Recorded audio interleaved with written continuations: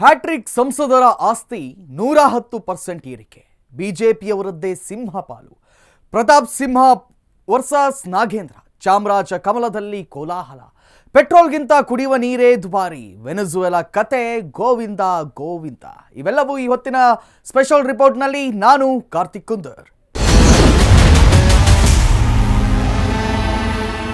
ರಾಜಕಾರಣವಿರೋದು ಜನರ ಸೇವೆ ಮಾಡೋದಕ್ಕೆ ಅಂತಾರೆ. ಆದರೆ ಇವತ್ತಿನ ರಾಜಕೀಯ ಅಂದರೆ ಕೇವಲ ಬಿಸ್ನೆಸ್ ಅನ್ನೋ ಹಾಗಾಗ್ಬಿಟ್ಟಿದೆ.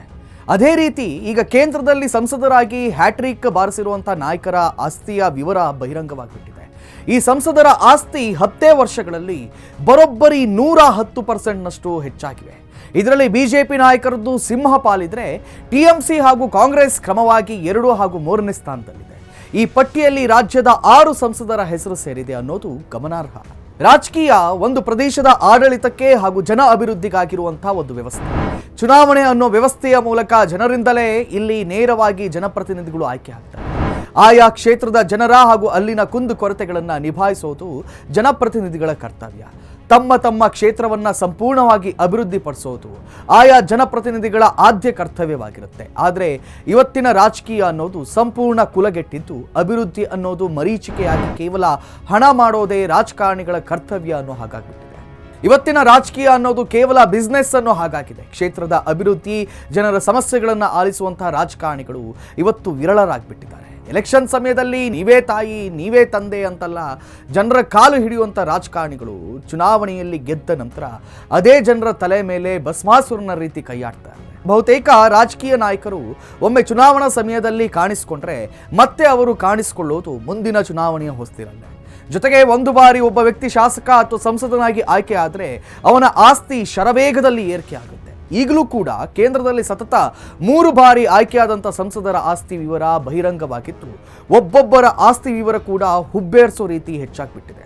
ಅಸೋಸಿಯೇಷನ್ ಫಾರ್ ಡೆಮೊಕ್ರೆಟಿಕ್ ರಿಫಾರ್ಮ್ಸ್ ಅಂದರೆ ADR ಅನ್ನೋ ಸಂಸ್ಥೆ ಈಗ ಸಂಸದರ ಆಸ್ತಿಯ ಬಗ್ಗೆ ವರದಿಯನ್ನು ಪ್ರಕಟಿಸಿದೆ. 2014, 2019 ಹಾಗೂ 24ರ ಲೋಕಸಭಾ ಚುನಾವಣೆಯಲ್ಲಿ 103 ಸಂಸದರು ಸತತವಾಗಿ ಲೋಕಸಭೆಗೆ ಆಯ್ಕೆಯಾಗಿದ್ದಾರೆ. ಇವರಲ್ಲಿ 102 ಸಂಸದರ ಆಸ್ತಿ ಮೌಲ್ಯ 10 ವರ್ಷಗಳಲ್ಲಿ ಎಷ್ಟು ಏರಿಕೆ ಆಗಿದೆ ಅನ್ನೋದರ ಬಗ್ಗೆ ADR ಸಂಸ್ಥೆ ವರದಿಯೊಂದನ್ನು ರಿಲೀಸ್ ಮಾಡಿದೆ. ಸಂಸದರು ಚುನಾವಣಾ ಆಯೋಗಕ್ಕೆ ಸಲ್ಲಿಸಿದ್ದಂಥ ಅಫಿಡವಿಟ್ ಆಧಾರದಲ್ಲಿ ಈ ವರದಿಯನ್ನು ತಯಾರಿಸಲಾಗಿದೆ. ಉತ್ತರ ಪ್ರದೇಶದ ಸಂಸದರೊಬ್ಬರ 2019ರ ಅಫಿಡವಿಟ್ ಲಭ್ಯವಾಗದೇ ಇದ್ದ ಕಾರಣಕ್ಕೆ ಅವರನ್ನು ಹೊರತುಪಡಿಸಿ ಹ್ಯಾಟ್ರಿಕ್ ಬಾರಿಸಿದಂಥ 102 ಸಂಸದರ ಆಸ್ತಿ ವಿವರಗಳನ್ನು ಬಿಡುಗಡೆ ಮಾಡಲಾಗಿದೆ.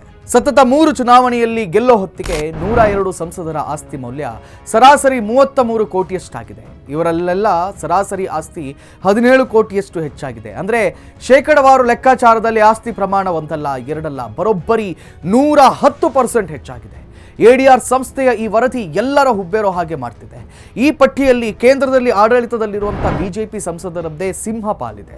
ಗಣನೀಯ ಪ್ರಮಾಣದಲ್ಲಿ ಆಸ್ತಿ ಹೆಚ್ಚಾಗಿರುವಂಥ ಸಂಸದರ ಪಟ್ಟಿಯಲ್ಲಿ 65 ಜನ ಬಿಜೆಪಿ ಸಂಸದರೇ ಇದ್ದಾರೆ. ಇನ್ನು 2ನೇ ಸ್ಥಾನದಲ್ಲಿ ಮಮತಾ ಬ್ಯಾನರ್ಜಿ ನೇತೃತ್ವದ ಟಿಎಂಸಿ ಇದ್ದು, ಟಿಎಂಸಿಯ 11 ಸಂಸದರ ಆಸ್ತಿ ಹೆಚ್ಚಳವಾಗಿದೆ. ಜೊತೆಗೆ 3ನೇ ಸ್ಥಾನದಲ್ಲಿ ಕಾಂಗ್ರೆಸ್ ಇದ್ದು, ಕಾಂಗ್ರೆಸ್ನ 8 ಸಂಸದರು ಈ ಪಟ್ಟಿಯಲ್ಲಿದ್ದಾರೆ. ಇನ್ನು ಶಿವಸೇನೆಯ 2 ಬಣಗಳು YSRCP ಹಾಗೂ ಇತರ ಪಕ್ಷಗಳು ನಂತರದ ಸ್ಥಾನದಲ್ಲಿವೆ. ಇನ್ನು ಸಬ್ಕಾ ಸಾಥ್ ಸಬ್ಕಾ ವಿಕಾಸ್ ಅನ್ನೋದು ಪ್ರಧಾನಿ ಮೋದಿ ಅವರ ಜನಪ್ರಿಯ ಘೋಷಣೆ. ಜೊತೆಗೆ ನಾ ಕಾವೂಂಗಾ ನಾ ಕಾನೇ ದೂಂಗಾ ಅನ್ನೋ ಘೋಷಣೆಯನ್ನು ಸಹ ಚುನಾವಣಾ ಸಮಯದಲ್ಲಿ ಮೋದಿ ಅವರು ಮಾಡಿದ್ರು. ನಾನು ಯಾರಿಂದಲೂ ಲಂಚ ಪಡೆಯಲ್ಲ, ಭ್ರಷ್ಟಾಚಾರ ಮಾಡಲ್ಲ, ನಮ್ಮ ಪಕ್ಷದವರು ಸಹ ಆ ರೀತಿ ಮಾಡೋಕೆ ಅವಕಾಶ ಕೊಡಲ್ಲ ಅನ್ನೋದು ಪ್ರಧಾನಿ ಮೋದಿಯ ಮಾತಿನ ಅರ್ಥವಾಗಿತ್ತು. ಅಂದರೆ ಬಿಜೆಪಿಯಿಂದ ಆಯ್ಕೆಯಾದಂಥ ಸಂಸದರು ಕರಪ್ಷನ್ನಲ್ಲಿ ಭಾಗಿಯಾಗದೆ ಪ್ರಾಮಾಣಿಕವಾಗಿ ಜನರ ಸೇವೆಯನ್ನು ಮಾಡಬೇಕು ಅನ್ನೋದು ಈ ಹೇಳಿಕೆಯ ಹಿಂದಿರುವಂಥ ಅರ್ಥ. ಆದರೆ ಪ್ರಧಾನಿಯವರ ಮಾತಿಗೆ ತದ್ವಿರುದ್ಧವಾಗಿ ಬಿಜೆಪಿಯ ಅನೇಕ ಸಂಸದರ ಆಸ್ತಿ ಅನೇಕ ಪಟ್ಟು ಹೆಚ್ಚಳವಾಗಿಬಿಟ್ಟಿದೆ. ಉತ್ತರ ಪ್ರದೇಶದ ಫಾರೂಖಾಬಾದ್ ಕ್ಷೇತ್ರದ ಬಿಜೆಪಿ ಸಂಸದ ಮುಕೇಶ್ ರಾಜ್ಪೂತ್ ಆಸ್ತಿಯಲ್ಲಿ ಅತಿ ಹೆಚ್ಚು ಏರಿಕೆ ಆಗಿಬಿಟ್ಟಿದೆ. ನೀವು ಇದನ್ನು ನೋಡಿದರೆ ನಿಮಗೆ ಆಶ್ಚರ್ಯ ಆಗಬಹುದು. 2014ರ ಲೋಕಸಭಾ ಚುನಾವಣೆ ವೇಳೆ ತಮ್ಮ ಬಳಿ ಕೇವಲ 7.24 ಲಕ್ಷದಷ್ಟು ಮಾತ್ರ ಆಸ್ತಿ ಇದೆ ಅಂತ ಮುಕೇಶ್ ರಾಜ್ಪೂತ್ ಘೋಷಿಸಿಕೊಂಡಿದ್ರು. ಆದರೆ 2019ರ ಲೋಕಸಭಾ ಚುನಾವಣೆಯ ವೇಳೆ ಈ ಮೊತ್ತ ಏಕಾಏಕಿ 7.49 ಕೋಟಿಗೆ ಏರಿಕೆಯಾಗಿತ್ತು. ಇನ್ನು 2024ರ ಚುನಾವಣೆ ವೇಳೆ ಇದು 9.36 ಕೋಟಿಗೆ ಏರಿಕೆಯಾಗಿದೆ. ಅಂದರೆ 10 ವರ್ಷಗಳಲ್ಲಿ ಅವರ ಆಸ್ತಿ ಮೌಲ್ಯ 9.29 ಕೋಟಿಯಷ್ಟು ಹೆಚ್ಚಾಗಿದೆ. ಇನ್ನು ಪ್ರಧಾನಿ ನರೇಂದ್ರ ಮೋದಿ ಅವರ ಆಸ್ತಿ ಮೌಲ್ಯದಲ್ಲೂ ಸಹ ಏರಿಕೆಯಾಗಿದೆ. ಕೇವಲ ಸಂಸದರ ಆಸ್ತಿಯಲ್ಲಿ ಮಾತ್ರವಲ್ಲ, ಪ್ರಧಾನಿ ನರೇಂದ್ರ ಮೋದಿ ಅವರ ಆಸ್ತಿಯಲ್ಲೂ ಸಹ ಹೆಚ್ಚಳವಾಗಿದೆ. ಉತ್ತರ ಪ್ರದೇಶದ ವಾರಣಾಸಿ ಲೋಕಸಭಾ ಕ್ಷೇತ್ರವನ್ನು ಪ್ರತಿನಿಧಿಸುವಂತಹ ಮೋದಿ ಅವರ ಆಸ್ತಿ 10 ವರ್ಷದಲ್ಲಿ 1.26 ಕೋಟಿಯಷ್ಟು ಹೆಚ್ಚಾಗಿದೆ. ಶೇಕಡವಾರು ಲೆಕ್ಕದಲ್ಲಿ 82%ನಷ್ಟು ಹೆಚ್ಚಾಗಿದೆ. ಇದರ ಜೊತೆಗೆ ಸದಾಕಾಲ ಪ್ರಧಾನಿಯ ಮೋದಿ ಅವರನ್ನ ಟೀಕಿಸೋ ಲೋಕಸಭೆಯ ವಿಪಕ್ಷ ನಾಯಕ ರಾಹುಲ್ ಗಾಂಧಿ ಅವರ ಆಸ್ತಿಯಲ್ಲೂ ಕೂಡ ಭಾರೀ ಏರಿಕೆಯಾಗಿದೆ. 2024ರ ಲೋಕಸಭಾ ಚುನಾವಣೆಯಲ್ಲಿ ವಯನಾಡ್ ಹಾಗೂ ರಾಯ್ಬರೇಲಿ ಕ್ಷೇತ್ರದಿಂದ ಗೆಲುವು ಸಾಧಿಸಿದ್ದಂತಹ ರಾಹುಲ್ ಗಾಂಧಿ ಆಸ್ತಿಯ ಮೌಲ್ಯ 10 ವರ್ಷಗಳಲ್ಲಿ 10.99 ಕೋಟಿಯಷ್ಟು ಹೆಚ್ಚಾಗಿದೆ. ಇನ್ನು ಶೇಕಡವಾರು ಲೆಕ್ಕಾಚಾರದಲ್ಲಿ ಇದು 117%ನಷ್ಟಾಗುತ್ತೆ. ಮಹಾರಾಷ್ಟ್ರದ ಸತಾರದ ಬಿಜೆಪಿ ಸಂಸದ ಶ್ರೀಮಂತ್ ಉದಯನ್ ರಾಜೆ ಆಸ್ತಿ 162 ಕೋಟಿಯಿಂದ 223 ಕೋಟಿಗೆ ಏರಿಕೆಯಾಗಿದೆ. ಗುಜರಾತ್ನ ಜಾಮ್ನಗರ ಕ್ಷೇತ್ರದ ಬಿಜೆಪಿ ಸಂಸದ ಪೋನಂಬೆನ್ ಆಸ್ತಿ 130 ಕೋಟಿಯಿಂದ 147 ಕೋಟಿಗೆ ಏರಿಕೆಯಾಗಿದೆ. ಅದೇ ರೀತಿ ಆಂಧ್ರದ ರಾಜಂಪೇಟ್ ಕ್ಷೇತ್ರದ ವೈಎಸ್ಆರ್ಸಿಪಿ ಸಂಸದ ಪಿವಿ ಮಿಥುನ್ ರೆಡ್ಡಿ ಆಸ್ತಿ 124 ಕೋಟಿಯಿಂದ 146 ಕೋಟಿಗೆ ಏರಿಕೆಯಾಗಿದೆ.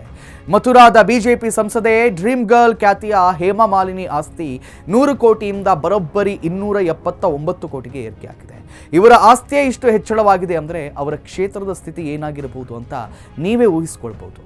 ಇನ್ನು ಗುರುಗ್ರಾಮ್ನ ಬಿಜೆಪಿ ಸಂಸದ ರಾವ್ ಇಂದ್ರಜಿತ್ ಸಿಂಗ್ ಆಸ್ತಿ 96 ಕೋಟಿಯಿಂದ 121 ಕೋಟಿಗೆ ಏರಿಕೆಯಾಗಿದ್ರೆ, ಪಂಜಾಬ್ನ ಬಟಿಂಡಾದ ಅಕಾಲಿ ದಳದ ಸಂಸದೆ ಹರ್ಸಿಮ್ರತ್ ಕೌರ್ ಬದಲ್ ಆಸ್ತಿ 90 ಕೋಟಿಯಿಂದ 198 ಕೋಟಿಗೆ ಏರಿಕೆಯಾಗಿದೆ. ಇನ್ನು ವೆಸ್ಟ್ ಬೆಂಗಾಲ್ದ ಅಸನ್ಸೋಲ್ ಕ್ಷೇತ್ರದ ಟಿಎಂಸಿ ಸಂಸದ ಹಾಗೂ ಖ್ಯಾತ ನಟ ಶತ್ರುಘ್ನ ಸಿನ್ಹಾ ಆಸ್ತಿ 78 ಕೋಟಿಯಿಂದ ಅನಾಮತ್ತು 210 ಕೋಟಿಗೆ ಏರಿಕೆಯಾಗಿದೆ. ಅದೇ ರೀತಿ ಮಹಾರಾಷ್ಟ್ರದ ಮಾವಲ್ ಕ್ಷೇತ್ರದ ಶಿವಸೇನೆ ಸಂಸದ ಶ್ರೀರಂಗ ಅಪ್ಪ ಚಂದುಭಾರಣಿ ಆಸ್ತಿ 65ರಿಂದ 131 ಕೋಟಿಗೆ ಏರಿಕೆಯಾಗಿದೆ. ಇನ್ನು ಜಾರ್ಖಂಡ್ನ ಗೊಡ್ಡ ಕ್ಷೇತ್ರದ ಬಿಜೆಪಿ ಸಂಸದ ನಿಶಿಕಾಂತ್ ದುಬೆ ಆಸ್ತಿ 59ರಿಂದ 74 ಕೋಟಿಗೆ ಏರಿಕೆಯಾಗಿದ್ದರೆ, ಮಹಾರಾಷ್ಟ್ರದ ಬಾರುಮತಿ ಕ್ಷೇತ್ರದ ಪ್ರತಿನಿಧಿಸಿ ಎನ್ಸಿಪಿ ಸಂಸದೆ ಶರದ್ ಪವಾರ್ ಪುತ್ರಿ ಸುಪ್ರಿಯಾ ಸುಳೆ ಆಸ್ತಿ 52 ಕೋಟಿಯಿಂದ 166 ಕೋಟಿಗೆ ಏರಿಕೆಯಾಗಿದೆ. ಈ ಪಟ್ಟಿಯಲ್ಲಿರೋದು ಅನ್ಯ ರಾಜ್ಯದ ಸಂಸದರ ಹೆಸರಲ್ವಾ ಅಂತ ನೀವು ಅಂದ್ಕೊಂಡ್ರೆ ನಿಮ್ಮ ಊಹೆ ತಪ್ಪು.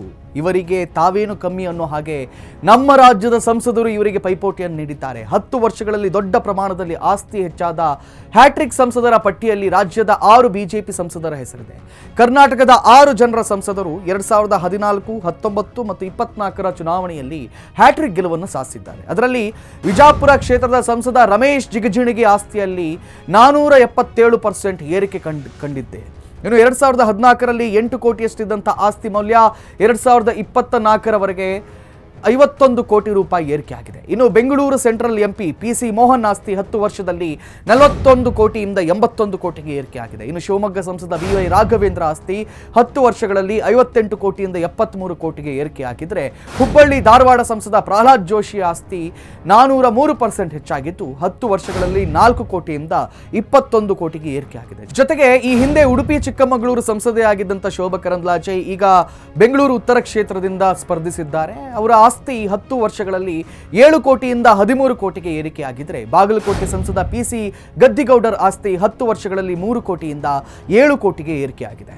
ಇನ್ನು ನಾಡು ನುಡಿ ಜಲದ ವಿಚಾರ ಬಂದಾಗ ರಾಜ್ಯದ ಸಂಸದರು ಕೇಂದ್ರದಲ್ಲಿ ತುಟಿ ಬಿಚ್ಚುತ್ತಾ ಇಲ್ಲ. ಜೊತೆಗೆ ರಾಜ್ಯಕ್ಕೆ ಬರಬೇಕಾದಂತಹ ಅನುದಾನ ವಿಚಾರದಲ್ಲಿ ಖಡಕ್ಕಾಗಿ ಮಾತಾಡಲ್ಲ. ಆದರೆ ಆಸ್ತಿ ಹೆಚ್ಚಳದ ವಿಚಾರದಲ್ಲಿ ಮಾತ್ರ ರಾಜ್ಯದ ಕೆಲ ಸಂಸದರು ಪೈಪೋಟಿ ನೀಡ್ತಿದ್ದಾರೆ ಅಂತ ಜನ ಮಾತಾಡ್ಕೊಳ್ತಿದ್ದಾರೆ. ಲೋಕಸಭೆಗೆ ಸತತ 3 ಬಾರಿ ಆಯ್ಕೆಯಾದಂಥ 102 ಸಂಸದರ ಆಸ್ತಿಯ ವಿವರ ಬಹಿರಂಗವಾಗಿದೆ. ಇವರೆಲ್ಲರ ಆಸ್ತಿ ಕೇವಲ 10 ವರ್ಷಗಳಲ್ಲಿ 110% ಹೆಚ್ಚಾಗಿದೆ. ಅಂದರೆ ಇವರೆಲ್ಲ ಜನಸೇವೆ ಮಾಡ್ತಿದ್ದಾರಾ ಅಥವಾ ಸ್ವಯಂ ಸೇವೆ ಮಾಡ್ಕೊಳ್ತಿದ್ದಾರಾ ಅನ್ನೋದನ್ನ ಪ್ರತ್ಯೇಕವಾಗಿ ಹೇಳಬೇಕಾಗಿಲ್ಲ ಅಲ್ವಾ?